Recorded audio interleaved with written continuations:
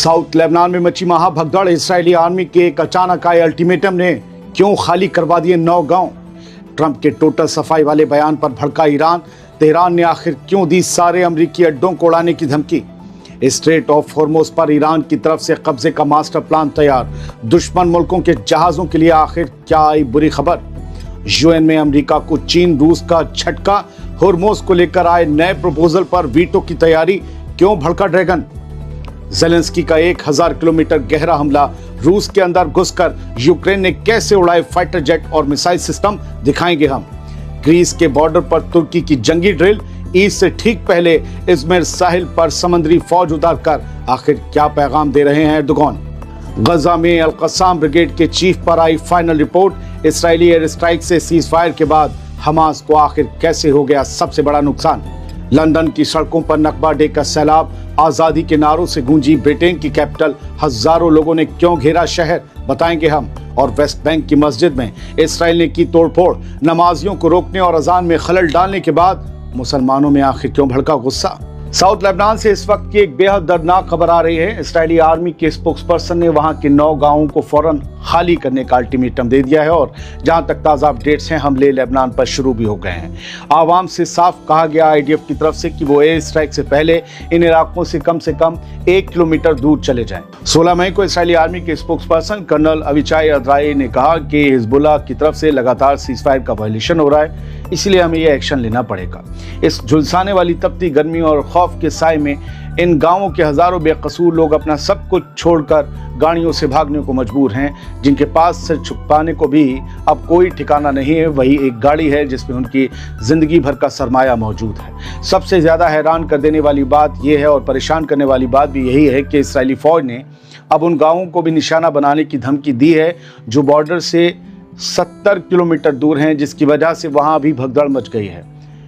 शहरों में, दूसरे इलाकों में गाड़ियों के हुजूम देखे जा रहे हैं सड़कों पर। इजरायली आर्मी का दावा है कि वो आम लोगों को नुकसान नहीं पहुंचाना चाहती, लेकिन सच यही है कि हर बार इसराइल के हमलों का शिकार और निशाना बेघर मासूम आवाम ही होती है। लेबनान के फ्रंट से इस वक्त एक और बड़ी खबर आई है और वीडियो के साथ आई है। हिजबुल्लाह ने एक वीडियो जारी किया है। लेबनीज रेजिस्टेंस मूवमेंट ने जो वीडियो जारी किया है, इसमें साफ देखा जा सकता है कि कैसे उसके एक ड्रोन ने बिंत जबील इलाके में इसराइली आर्मी की नामेरा नाम की एडवांस बख्तरबंद गाड़ी को निशाना बनाया। 16 मई को इस वीडियो के सामने आने के बाद इसराइली डिफेंस फोर्सेस में खलबली मच गई है। हिजबुल्लाह का दावा है कि हमला पूरी तरह से कामयाब रहा और ड्रोन ने सीधे गाड़ी के सबसे कमजोर हिस्से पर जाकर टक्कर मारी, जिससे उसे भारी नुकसान पहुंचा है। बिंत जबील के मैदान में हुआ ये ड्रोन हमला ये साफ दिखाता है कि हिजबुल्लाह की ड्रोन टेक्नोलॉजी अब बहुत ज़्यादा एडवांस हो चुकी है। कम से कम पिछली जंग के मुकाबले इस बार ड्रोन पावर का हिजबुल्लाह ज़बरदस्त तरीके से और ख़ास तौर से FPV ड्रोन्स का ज़बरदस्त तरीके से इस्तेमाल कर रहा है इसराइली फ़ौज के खिलाफ, और इससे IDF को नुकसान भी पहुंच रहा है। बख्तरबंद गाड़ियों को भी हिजबुल्लाह आसानी से ट्रैक कर रहा है। नामेरा व्हीकल इसराइली आर्मी की सबसे महफूज और भारी गाड़ियों में से एक मानी जाती है, लेकिन इस ड्रोन हमले ने इसकी कमज़ोरी को सबके सामने ला दिया है। अब ईरान से जुड़ी बहुत सी खबरें। ईरान के खिलाफ 1 हफ्ते के अंदर दोबारा जंग छिड़ सकती है और ये खबर मैंने पिछले वीडियो में आपको डिटेल तरीके से दे दी है। अमेरिका के सदर डोनाल्ड ट्रंप की धमकी के बाद ईरान में जंग दोबारा छिड़ने के इम्कान साफ नजर आ रहे हैं और ऐसे में जंग से पहले जारी होने वाली धमकियां भी सामने आना शुरू हो गई हैं। यही धमकियां बताती हैं कि जंग करीब है। 16 मई की शाम ईरान से आई एक वार्निंग को सुन लीजिए। ईरान की नून न्यूज एजेंसी ने एक बड़े ईरानी मिलिट्री अफसर के हवाले से अमेरिका को बेहद सख्त वार्निंग दी है। ईरान ने साफ कह दिया है कि जो अमेरिकी ठिकाने अब तक खुद को महफूज समझ रहे थे और पिछली 40 दिन की जंग के दौरान जिन पर हमला नहीं किया गया था, वो भी सब के सब अब ईरान की मिसाइलों और हथियारों की रेंज में आ चुके हैं। यानी अब उन्हें भी दहलाया जाएगा और अमेरिका के तमाम अड्डों को टारगेट किया जाएगा। ईरान का ये सख्त बयान डोनाल्ड ट्रंप के उस बयान के बाद आया है जो उन्होंने चाइना के दौरे से लौटते वक्त कल रात अपने एयरफोर्स 1 जहाज में दिया था। ट्रंप ने कहा था कि अमेरिका ने एक तरह से ईरान की फौज का सफाया कर दिया है और अब उन्हें ईरान में सिर्फ थोड़ी सी सफाई का काम करना बाकी है। यही सफाई ईरान को हट गई। डोनाल्ड ट्रंप के इस बयान को ईरान ने अपने खिलाफ एक खुली धमकी माना, जिसके जवाब में ईरान की फौज ने अपनी सभी ऑपरेशनल यूनिट्स को फौरन जवाबी कार्रवाई करने के प्लान यानी कि कॉम्प्रिहेंसिव इमीडिएट रिस्पांस प्लान के लिए पूरी तरह अलर्ट कर दिया। यकीन मानिए ईरानी फौज पूरी तरीके से अलर्ट पर है और अमेरिका और इसराइल के एयरफोर्स की तैयारियां चल रही हैं। खबर यह भी है कि ग्राउंड अटैक हो सकता है ईरान पर। ईरानी मिलिट्री अफसर के मुताबिक अगर अमेरिका की तरफ से कोई भी फौजी एक्शन लिया जाता है तो ईरान का हमला इतना तेज और जोरदार होगा जिसकी अमेरिका ने उम्मीद भी नहीं की होगी। अब तक जो अमेरिकी ठिकाने इस इलाके में खुद को जंग की इज्जत से दूर और पूरी तरह से सेफ मानकर बैठे थे, ईरान ने नए प्लान के तहत उन सभी को अपने निशाने पर लेने का ऐलान कर दिया है। ट्रंप की इस नई जुबानी जंग के बाद ईरान ने जिस तरह अपनी फौज को फौरन और सख्त एक्शन के लिए तैयार किया है, उससे दोस्तों साफ है कि मिडिल ईस्ट में बारूद का ढेर कभी भी सुलग सकता है। ये बात मैं 16 मई को जिम्मेदारी के साथ कह रहा हूँ। दोनों तरफ से बढ़ती ये तल्खी ये साफ बयां कर रही है कि आने वाले दिनों में ये टकराव बेहद भयानक शक्ल इख्तियार कर सकता है। स्ट्रेट ऑफ हॉर्मुज़ को लेकर ईरान से इस वक्त की एक बहुत बड़ी और सनसनीखेज खबर आ रही है। ईरान अब इस अहम समुद्री रास्ते पर अपना पूरा कंट्रोल करने की तैयारी में है। ईरान की पार्लियामेंट की नेशनल सिक्योरिटी और फॉरेन पॉलिसी कमेटी के चेयरमैन इब्राहिम अजीजी ने 16 मई को सोशल मीडिया हैंडल एक्स पर एक बेहद सख्त ऐलान किया है अपने हैंडल पर। उन्होंने साफ कहा कि ईरान ने स्ट्रेट ऑफ हॉर्मुज़ से गुजरने वाले जहाजी ट्रैफिक को, मैरीटाइम ट्रैफिक को कंट्रोल करने के लिए एक बिल्कुल नया सिस्टम तैयार कर लिया है, जिसके तहत अब वहां से निकलने वाले जहाज़ों से टैक्स यानी टोल वसूला जाएगा। हालांकि इसको सुविधा शुल्क का सर्विस टैक्स का नाम दिया गया है, टोल टैक्स का नाम बदल दिया गया है। इस नए मैकेनिज्म के तहत इंटरनेशनल जहाज़ों को सिर्फ एक तयशुदा रास्ते से ही गुजरने की इजाज़त होगी और उन्हें वहां मिलने वाली स्पेशल सर्विसेज के बदले फीस चुकानी होगी। ईरान कह रहा है हम टोल नहीं ले रहे, हम तो स्पेशल सर्विस दे रहे हैं, इसलिए फीस लेंगे। इब्राहिम अजीजी ने साफ लफ्जों में कहा कि ये नया सिस्टम ईरान के वजूद और उसकी ताकत को बनाए रखने के साथ साथ इंटरनेशनल ट्रेड की सिक्योरिटी की गारंटी के लिए तैयार किया गया है, जिसे बहुत जल्द सबके सामने लाया जाएगा। सबसे अहम बात यह है कि ईरान ने अपनी पॉलिसी को दोबारा दोहराया है कि जो मुल्क ईरान के साथ तालमेल बनाकर, कोऑर्डिनेशन बनाकर चल रहे हैं, उनके जहाज़ों को तो आसानी से रास्ता मिलेगा हॉर्मुज़ में, लेकिन दुश्मन मुल्कों के जहाज़ों पर इस नए मैकेनिज्म के तहत पूरी तरह पाबंदी रहेगी। वो आएंगे तो ठोके जाएंगे। स्ट्रेट ऑफ हॉर्मुज़ जैसी अहम जगह पर टैक्स वसूलने और रास्ता तय करने के इस ईरानी ऐलान के बाद पूरी दुनिया के ट्रेड मार्केट में हड़कंप मच सकता है। ईरान का ये सख्त कदम ये साफ बयां कर रहा है कि वो इस पूरे इलाके पर अपनी पकड़ को और ज्यादा मजबूत करना चाहता है, जिससे आने वाले दिनों में समंदर के अंदर एक नया टकराव शुरू हो सकता है। यकीन मानिए, किसी को पचे या ना पचे, दुनिया कभी इस सिस्टम को नहीं मानेगी। दुनिया कभी नहीं मानेगी कि एक फ्री रास्ते पर अब उसके जहाज़ों को टैक्स देना पड़े, जिससे चीज़ें और महंगी हो जाए। जाहिर है कॉन्फ्लिक्ट होगा और कई मोर्चों पर होगा। आगे बढ़ते हैं। यूएन से इस वक्त एक बड़ी खबर आई है, जहां चीन के एम्बेसडर ने स्ट्रेट ऑफ हॉर्मुज़ को लेकर अमेरिका और बहरीन के प्रपोजल की सख्त मुखालफत की है। चीनी एम्बेसडर ने साफ कहा है कि रेजोल्यूशन की टाइमिंग और इसकी बातें बिल्कुल सही नहीं है और इसे पास करने से या कराने से हालात सुधरने के बजाय और बिगड़ सकते हैं। इस प्रपोजल में ईरान से स्ट्रेट ऑफ हॉर्मुज़ में हमलों को रोकने और समंदर में बारूदी सुरंगें बिछाने पर पाबंदी लगाने की मांग की गई है। 16 मई को आई इस खबर में बहुत कुछ दर्ज है और ये खबर कहती है कि अगर इस रेजोल्यूशन पर वोटिंग होती है तो रशिया और चाइना दोनों मिलकर इस पर वीटो लगा सकते हैं। इससे पहले भी पिछले महीने अमेरिका के ऐसे ही एक प्रपोजल पर दोनों मुल्कों ने वीटो का इस्तेमाल किया था, क्योंकि उनका मानना था कि ये पूरा मामला सिर्फ ईरान के खिलाफ एक तरफा तौर पर तैयार किया गया है।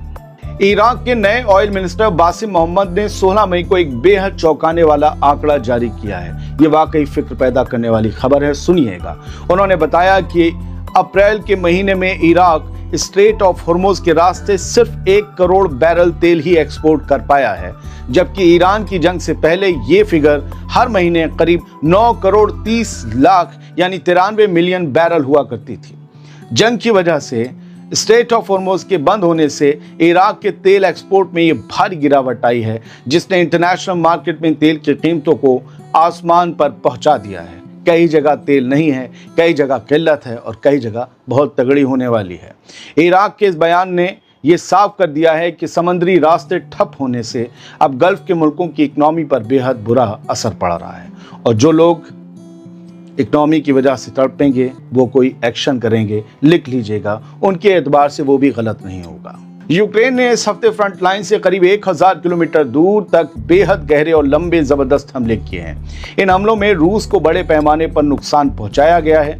यूक्रेन के इन हमलों की जद में रूस की जो तमाम चीजें आई हैं, जो तमाम मिलिट्री साजो सामान आए हैं, उनकी लिस्ट मैं आपको दिए दे रहा हूं। बिरिएव B-200 एम्फीबियस एयरक्राफ्ट, कामोव के 27 हेलीकॉप्टर, एम्यूनिशन यानी गोला बारूद ले जा रहा है एक कार्गो जहाज, Pantsir S-1 air defence system, Tor missile system, रेडो 2 US communication complex, Russian drones, रूस का ऑयल इंफ्रास्ट्रक्चर और कई रशियन जहाज। यूक्रेन के प्रेसिडेंट व्लादिमीर ज़ेलेंस्की ने इस बड़े एक्शन के बाद बयान जारी करते हुए साफ कह दिया है कि आने वाले दिनों में यूक्रेन इन हमलों की रेंज और स्केल को और ज्यादा बढ़ाएगा, यानी जंग और गहराएगी। तुर्की ने ग्रीस के यानी यूनान के बिल्कुल सामने अपने इज़मिर साहिल पर बहुत बड़े पैमाने पर एक फौजी मश्क, एक फौजी ड्रिल शुरू करके पूरे इलाके में हलचल मचा दी है और बढ़ा भी दी है। कहा जा रहा है कि तुर्की किसी जंग की तैयारी कर रहा है। एम्फेसस 2026 के तहत चल रहे इस एक्शन में तुर्की की फौज समंदर के रास्ते जमीन पर उतरने की एक बड़ी ड्रिल कर रही है। ईद की छुट्टियों से ठीक पहले तुर्की का यह कदम ग्रीस को एक सख्त मैसेज माना जा रहा है। ये पूरी हलचल ऐसे वक्त में हो रही है जब तुर्की में ब्लू होमलैंड कानून को पास करने की तैयारी चल रही है, जो समंदर के 152 जजीरों और चट्टानी इलाकों पर तुर्की के हक का दावा करता है। ग्रीस के साथ इसको लेकर तुर्की का कॉन्फ्लिक्ट है। ग्रीस के बॉर्डर के इतने नजदीक तुर्की के इस बड़े फौजी एक्शन ने दोनों मुल्कों के बीच समुद्री टकराव के इम्कान को बहुत ज्यादा बढ़ा दिया है। अब यकीन माने, हो सकता है एक जंग आप तुर्की और ग्रीस के बीच भी देखें। दोस्तों, अब ये बात कंफर्म हो चुकी है कि गजा में हमास के सबसे बड़े मिलिट्री लीडर की हवाई हमले में मौत हो गई है। इस्राएली फौज ने 16 मई की शाम को कहा कि उसने एक बड़े हवाई हमले में गजा में हमास की मिलिट्री विंग अल-कस्साम ब्रिगेड के चीफ इज़ अल-दीन अल-हद्दाद को मार गिराया। ये बात कंफर्म कर दी गई है और फ़लस्तीनी ज़राए से भी कंफर्म हो चुकी है और वहाँ जो है वो शोक मनाया जा रहा है। यह हमला एक रात पहले नॉर्थ गजा के गजा सिटी इलाके में एक सटीक निशाने के साथ किया गया था।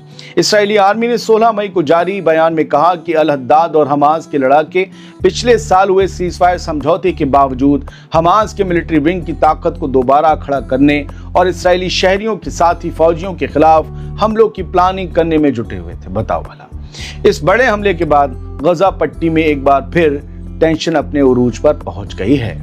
लंदन में फ़लस्तीनियों के हक में हजारों लोगों ने सड़कों पर उतरकर एक बहुत बड़ा मार्च निकाला। ये पूरा प्रोटेस्ट फ़लस्तीनी नकबा डे के मौके पर किया गया, जिसमें शामिल लोगों ने फ़लस्तीनियों की आज़ादी और उनके इंसाफ के लिए जमकर आवाज़ उठाई। लंदन की सड़कों पर हुए इस बड़े मार्च के जरिए लोगों ने इंटरनेशनल कम्युनिटी से इस पूरे मामले में दखल देने की अपील की। नकबा डे के इस मार्च ने, इस प्रोटेस्ट ने ब्रिटेन की कैपिटल लंदन में एक बार फिर फ़लस्तीन के मुद्दे को पूरी शिद्दत के साथ सुर्खियों में ला दिया है।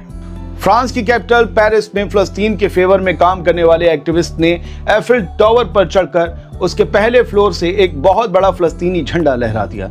इस मामले में पुलिस ने 6 लोगों को गिरफ्तार किया है। इस पूरे एक्शन की जिम्मेदारी एक्सटिंक्शन रिबेलियन फ्रांस नाम के क्लाइमेट एक्टिविस्ट ग्रुप ने ली है, जिसने इस बड़े झंडे को एफिल टावर पर लटकाया था। गिरफ्तार किए गए लोगों का कहना है कि फ्रांस इस पूरे मामले में दोहरा रवैया अपना रहा है, क्योंकि पिछले साल 7 अक्टूबर के हमलों की याद में पूरे एफिल टावर को इसराइल के झंडे के रंगों की लाइट से रोशन किया गया था, लेकिन फ़लस्तीनियों के लिए ऐसा कोई भी फैसला लेने से साफ मना कर दिया गया।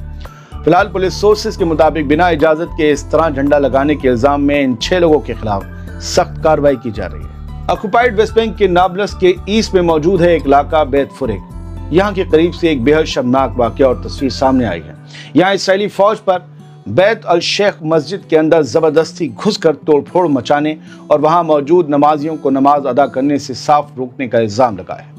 इसराइली फौजियों की इस हरकत की वजह से मस्जिद में अजान और नमाज में ज़बरदस्त खलल पड़ा, जिसके बाद पूरे इलाके के मुसलमानों में बेहद गुस्सा देखा जा रहा है।